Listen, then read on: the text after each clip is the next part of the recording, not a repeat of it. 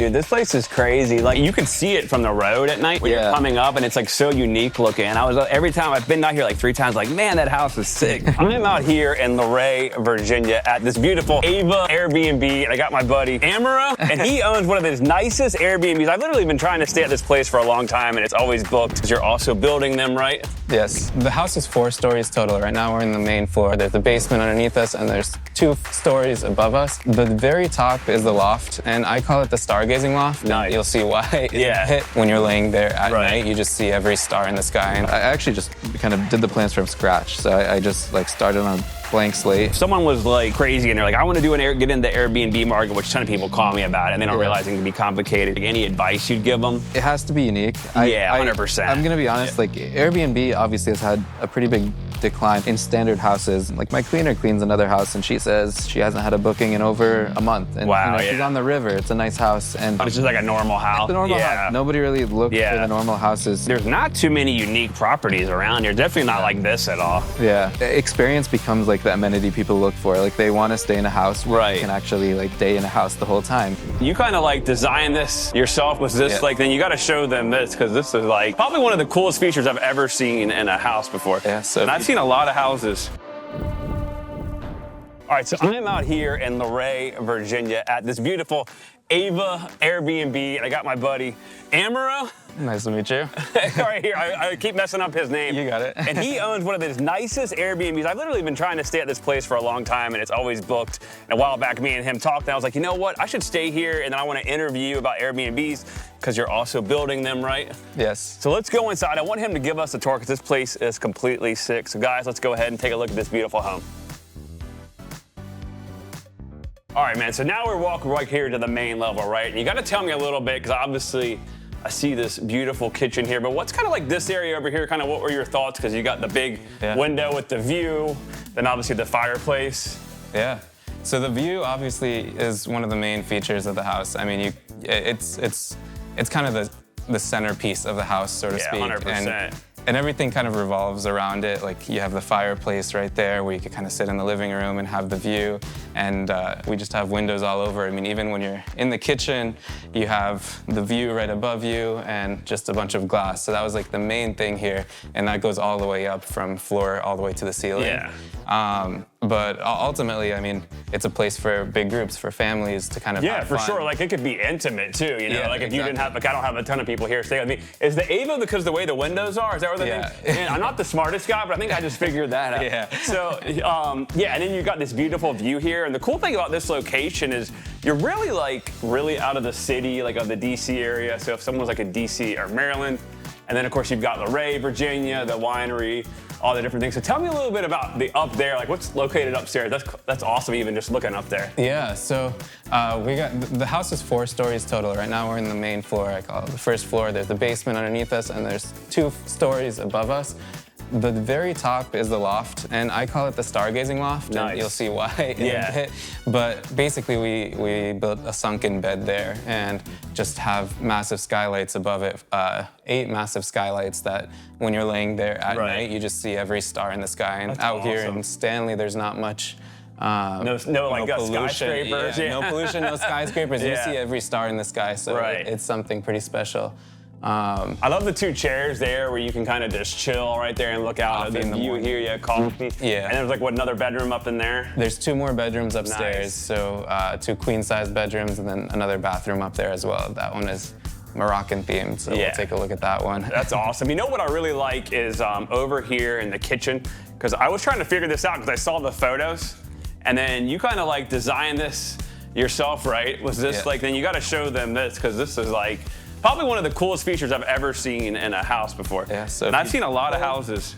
Pull a little bit, you'll reveal this, which is how you get to the basement where Chris has his my wife and baby are running around down there right now, but you've got like a movie theater down there. You've got like the pool table, TV area. I really like that, because if you did have like a group here, they could like chill there, and if they really pissed you off, you could pull this back. Obviously, I'm sure they did that. But anyways, you got this hidden feature. Was that like really hard to do, to like put together? It was hard to plan.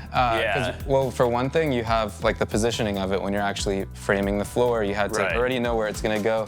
So this is an island, so it has to kind of be a standard distance from the countertops and cabinets. And if you actually look from like back here, obviously it's also an A-frame, so these cabinets aren't going on the wall. So everything was like really well calculated, like where the cabinets would sit exactly, how far the gap is to get this there. Yeah. And then obviously have it big enough so that the custom staircase we ordered, because this is not a standard spiral staircase. Normally, spiral staircases have like a platform that comes out, and then it spirals all the way around. But I wanted it to exit kind of facing towards that way, not towards the wall. So we had to get this custom made, and making sure everything fit together was just a ton of planning. Yeah, the cool thing is this is definitely such a unique Airbnb for the area. Like this thing is cool. And then right over here is like what, like a kind of like a primary room and full bath. Yeah, this is what we call the primary bedroom, and has an ensuite bath that's also accessible from outside. You got the Tesla hookup over there. You got everything out here, man.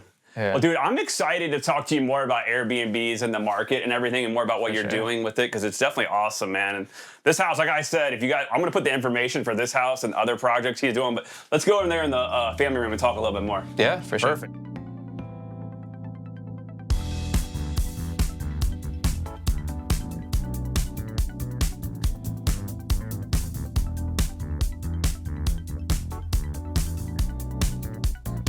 Yeah, dude, cool, man. I appreciate you giving me a tour. This place is absolutely like amazing. I got to ask you, like, what kind, when you first wanted to do an Airbnb out here, like, were you like, I'm going to do something completely unique like this? Like, what kind of made you want to do a house like this?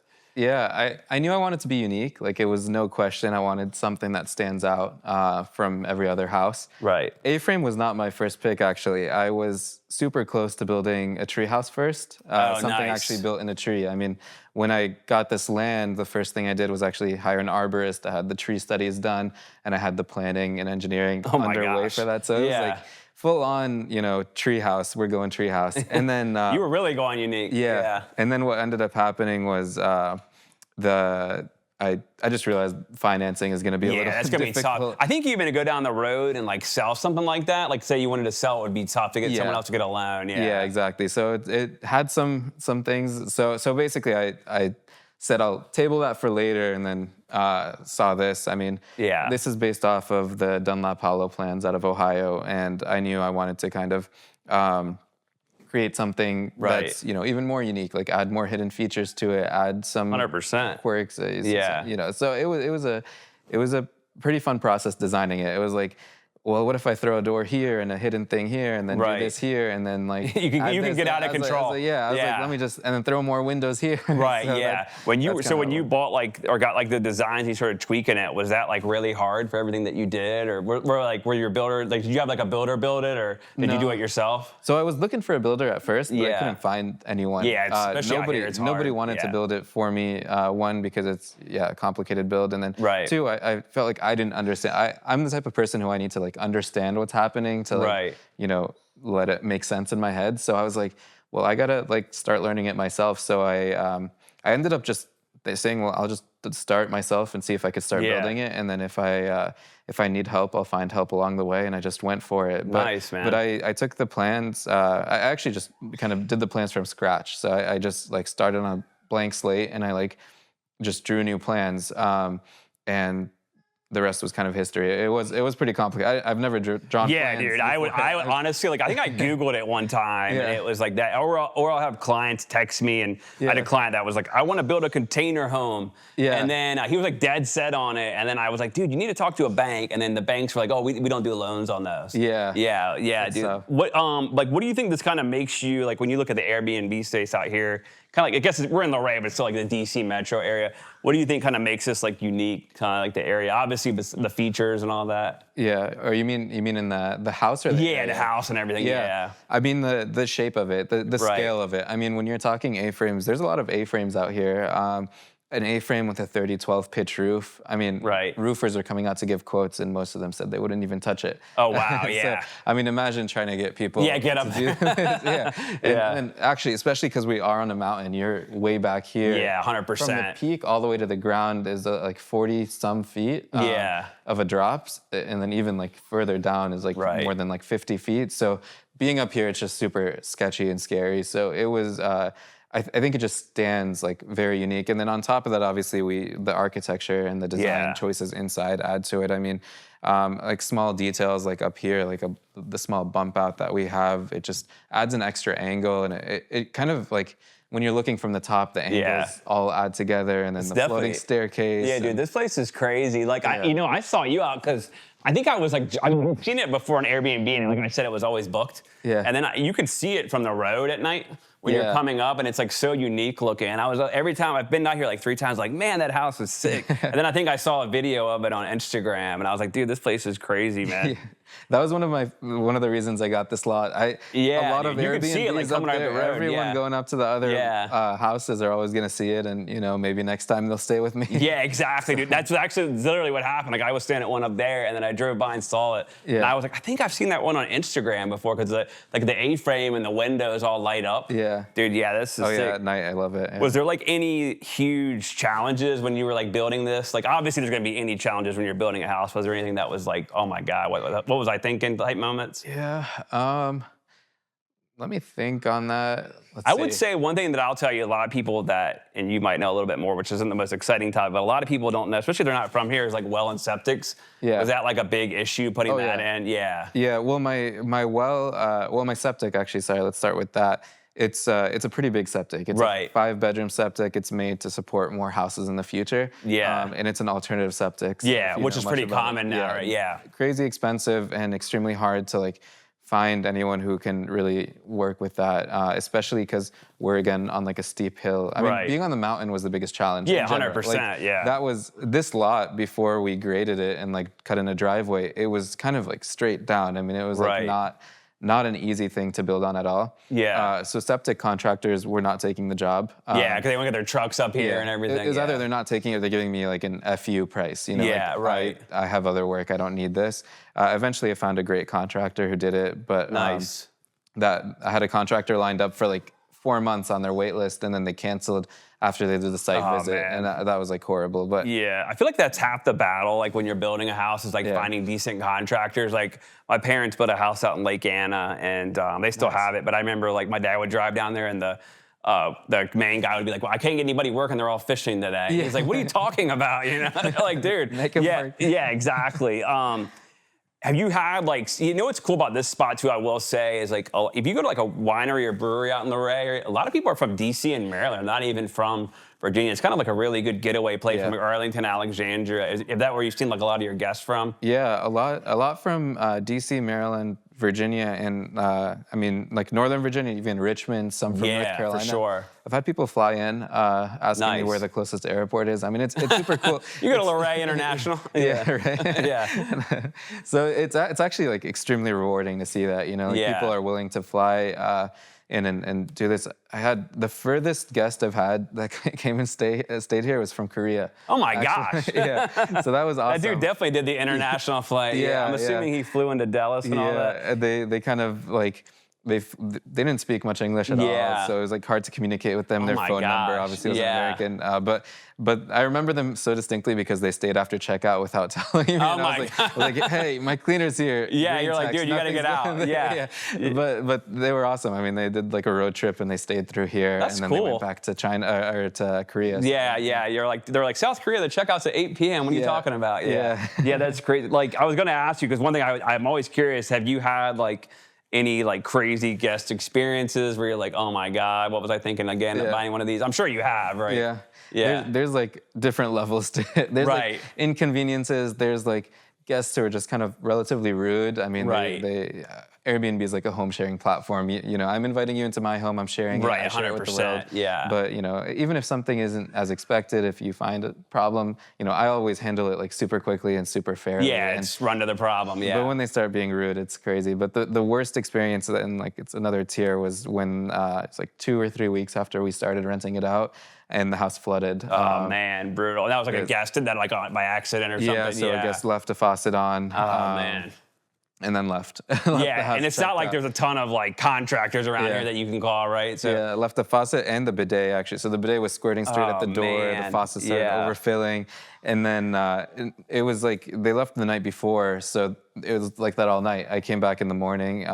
It wasn't me. Actually a handyman who was coming to do some stuff outside, like some landscaping and stuff. Yeah. Like, hey, I think I see water in your basement. And I was like FaceTime me. He walks in through the front door. I give him the code, and he's like, and he just shows me water everywhere here. That had to be a fun FaceTime to be a part of. Oh my God! Dude. I was in New York at the time. I was so far I couldn't even come. And I was like, I don't know what to do. Like I remember I was like that would be like a crappy feeling, dude. Yeah. I was like this was 2 weeks. Like I was literally just here 2 weeks ago finishing everything, and like that movie theater got destroyed, and I like spent like hours putting up those like posters, the console tables, the projector, everything, and like all of it had to be ripped out and redone. So I will say they do a pretty good job. I mean, I guess it's kind of hard, but like to tell you like the guest reviews, because I've seen some of. I mean, the reviews of me have been good because I'm always like, dude, I want to stay and have a good name in the area, you know. Yeah. But I would maybe imagine people trying to throw ragers or things like that too. Yeah. Yeah. No. Especially in a house like this, you know. Not to give anybody any ideas, you know. Yeah. No, that guest he didn't have any reviews. A lot of them don't have reviews. Oh wow. And a lot of times those are really good guests, but it's hard to tell.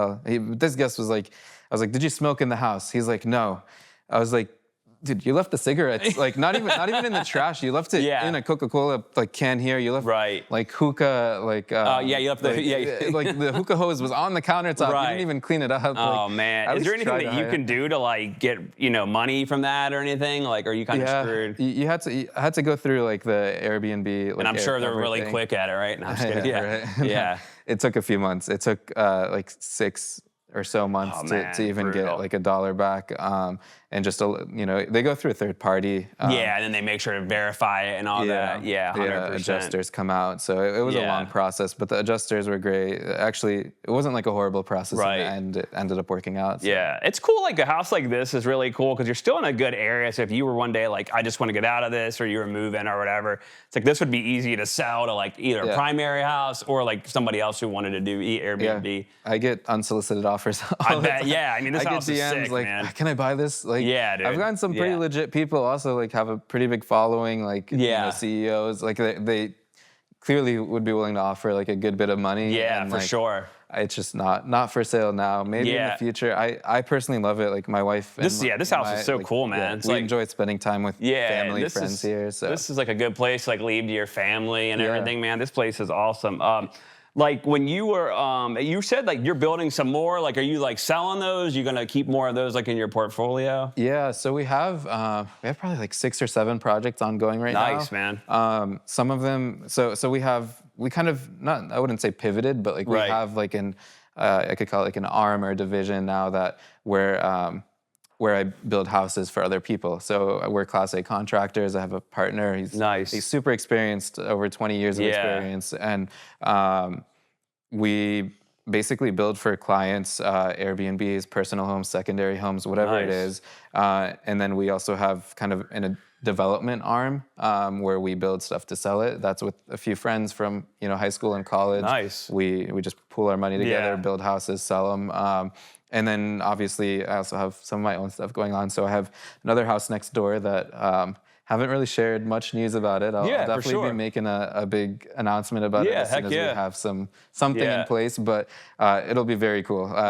In my opinion, it kind of tops this one. So that's gonna take a lot. Yeah, because I mean, like, even if you were gonna do a rental, like say you wanted to go to the caverns or you wanted to go hiking or whatever, like. Even going on Airbnb, there's not too many unique properties around here. Definitely not like this at all. Yeah, no, it's not. I mean, experience becomes like the amenity people look for. Like they want to stay in a house where they can actually like stay in a house the whole time. I mean, there's a ton to do here. Don't get me wrong, but like when I go on a cabin trip with friends, the whole thing is you want to enjoy it, hang have out time, the cabin with friends. So that's why we picked the cool cabins. But, this is like when you look online, this is definitely like one of the more popular arears to own an Airbnb or do whatever. But where you like, one of the things I wanted to ask you too, like what makes you, like if someone was like crazy and they're like, I want to get into the Airbnb market, which a ton of people call me about it and they don't realize it can be complicated. What did you look for to like maximize? Like, hey, I know this will at least pay for itself or whatever. Is there like a certain amount of bedrooms, bathrooms? My rule of thumb, we'll use AirDNA to find like your rental rates, but my rule of thumb generally, I actually don't use AirDNA. People call me crazy to like build all of this and invest all this money without even checking AirDNA once. Right. I do my research based on like specific listings that I actually scope out, and I will actually, track their calendar, for example, to see when they get bookings. I know they get a booking if it gets blocked out, and I know how much it was going for before they got a booking. So that would tell me how much, potential rental rates could run. But ultimately, my rule of thumb for like anyone trying to get into Airbnb is, can you cash flow on weekends only? So if you just rented a weekend, can you pay for your mortgage? Yeah. And a lot of times that's yes. I mean, like the houses, any house that I build, at least I make sure that you will cash flow. Yeah, like worst comes to worst, people are coming on the weekends. Like for clients, for development, whatever, it's always going to cash flow on weekends, and then the weekdays are just kind of free cash. Yeah, 100%. Yeah, that's awesome, man. Like, what for somebody that was like, hey, I want to get into Airbnb market in the DC metro area, was there like any advice you'd give them? Yeah, you mean like specifically up there, or like or just like not even like in general. Like if they were like, if they're like, hey, I want to buy one. Like, is there a certain price point or like that you try to? I know it can be all over the map, but it has to be unique. 100%. I'm gonna be honest. Like Airbnb obviously has had a pretty big decline. I wouldn't say a decline, but like in standard houses. There's houses that, like my cleaner cleans another house and she says she hasn't had a booking in over a month. And she's on the river. It's a nice house. And but it's just like a normal house. It's a normal house. Nobody really looks for the normal houses. So when you're looking to get into Airbnb, unless you're in like a city, cities are tough because of regulation. Yeah, like I know like Arlington and Alexandria, I don't think they allow it. Yeah. If you're in a city, it rents whatever. It'll always rent in a city. But if you're like in a rural area and you're competing with like other cool looking cabins, you got to stand out for sure. Either in the structure's design or the way you furnish it, or the wallpaper you choose. Like just make it look like it'll stand out in the pictures. Yeah, for sure. The way that you laid this one out too, like it seems like it's easy to clean. It's not like you were telling me you didn't spend $500,000 on furniture, which obviously would have killed your profits or anything like that. Yeah, no, it's pretty simple. I mean, the furniture is all simple. I mean, all the furniture was picked before I really started like building. So I actually ordered the furniture months in advance. Yeah. I got a lot of it from overseas. It came in a big container. Nice. One day just emptied the container and everything was furnished in like a couple of days. Yeah. So as soon as construction was done, it was furnished within like a week. So yeah, I feel like you're like really hands-on. Like I feel like you probably couldn't just say, hey, I'm going to hire someone to come do that. I mean, obviously if you used your company, do you want to like keep growing that building company, or is that kind of just like a side project? No, that we'll definitely want to keep growing it. So that's the goal.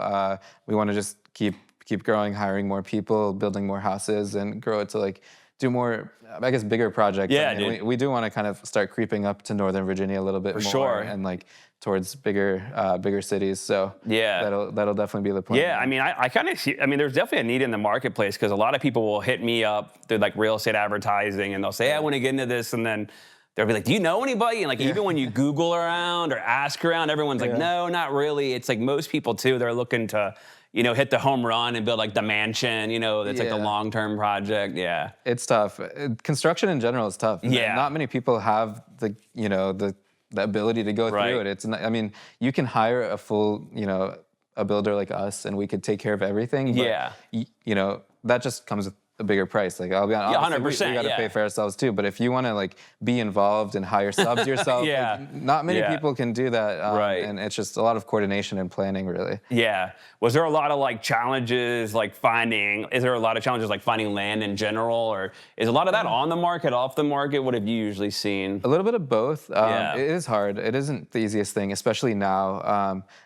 Every time like a new Airbnb, like the A-frame came up, a lot of people go out and like they see it on Instagram, and you have the people who see it and are like, I want to come stay there. Then the people are like, oh, that's a great investment. I want to do something similar. Right, exactly. So a lot of people come into the market, they buy land and they look to do it. A lot of them don't end up doing anything. Like a lot of people buy land and just let it sit. Like they forget about it. But land has been like hard to come by, especially with a view, but there's still like a lot of opportunity. I mean, if you really want land, you can go and get land. Go on like the GIS and like find lots that you like drive down. I remember when I was looking for land, I was driving down streets with nice views, and I would look at like every single owner and try to find their numbers on public information and call them and ask if they're willing to sell. That's awesome, man. Good for you, dude. You definitely got the hustle in you, for sure. I'd spend hours, and they a lot of them are inherited, like their grandparents 100%. inherited it. So they're willing to sell. I mean, land is one of the easiest things to buy off market, in my opinion. Yeah, there was, I saw a bunch of lots for sale. It wasn't around here, and like, I think it might have been like in Front Row, and I was talking to the realtor, and he was like, oh yeah, this guy inherited like 50 of them, you know, and I was like, oh my gosh, you know, and the guy was just kind of selling them all off. It's like, if you could kind of like build, I guess, like your dream Airbnb, like, what do you think it would be like? I mean, like, I'm talking no budget involved. Yeah. The treehouse thing back again?